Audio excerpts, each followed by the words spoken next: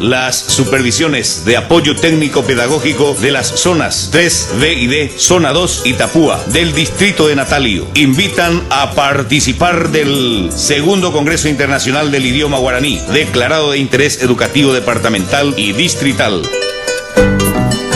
Ñamombaeguazú, Añamombarete, Ñaneñe Guaraní. Participarán como expositores estudiosos, lingüistas, profesores y promotores de todo el cono sur. Teta, Dojaijuija, Nomobaeguazú y Beñe, Ajeco, Teénico, Daikatuyo, Yepitasobo, Magma Beña y Meva, Joduir Ponaitepe, Yaco y Paitebana, Oñon Divepa, Catupirija, Toripope, Ñamombarete, Bejanguá o Paixaguat en Viapó. Natalio, donde autoridades, docentes, estudiantes y padres de familia se esfuerzan por promover y fortalecer el idioma guaraní. Salón parroquial, lugar donde es la cita en Natalio, de 7 horas a 16:30 horas, miércoles 31 de octubre del 2012, costo 25.000 guaraníes, incluye materiales, certificado, merienda y almuerzo. Segundo Congreso Internacional del Idioma Guaraní en Natalio, Ñamombaeguazú, Añamombarete, Ñaneñe Guaraní.